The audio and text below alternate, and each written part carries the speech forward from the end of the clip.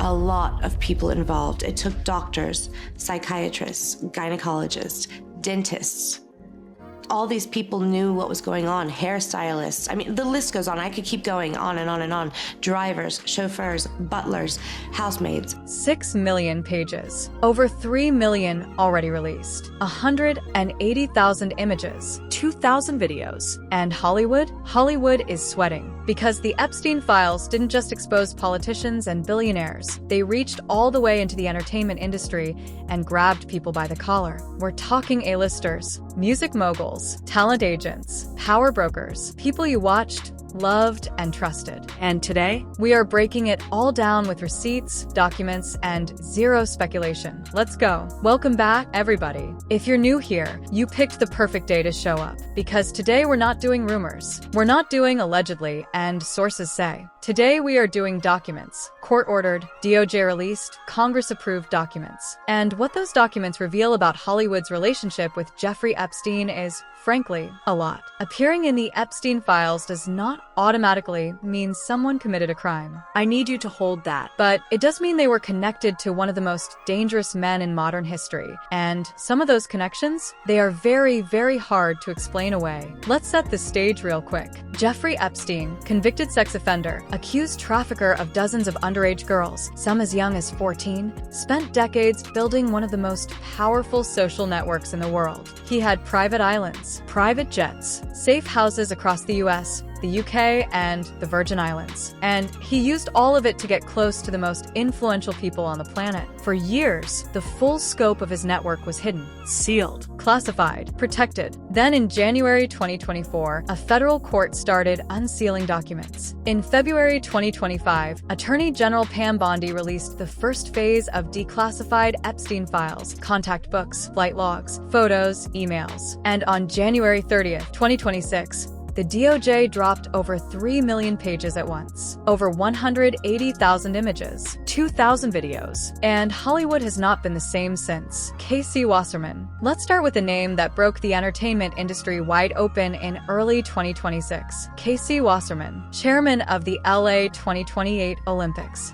Head of one of the most powerful sports and entertainment talent agencies in the world, representing artists like Coldplay, Ed Sheeran, Kendrick Lamar, Travis Scott, and hundreds more. When the latest files dropped, emails surfaced between Wasserman and Ghislaine Maxwell, Epstein's convicted sex trafficker, dating back to 2003. And the fallout was immediate. Chappell Roan, Grammy winner, one of the biggest artists of the last 2 years, announced she was leaving Wasserman's agency. Her statement said, and I'm paraphrasing, that artists deserve representation that aligns with their values and supports their safety and dignity. She didn't mince words. Another artist, Ways Blood, also commented, expressing love for her individual booking agents while clearly distancing herself from the situation at the top. Wasserman has since said he plans to sell his own agency. Let that sink in. One of the most powerful men in entertainment is selling his company because of the Epstein files. If that doesn't tell you how serious this is, I don't know what will. Tommy Mottola. Next up, Tommy Mottola, former CEO of Sony Music Entertainment, the man who discovered and managed Mariah Carey, one of the most powerful figures in the history of the music industry. The files show emails between Mottola and Epstein going back to at least 2011. Chocolate gift baskets in December 2011. A gift basket in 2017.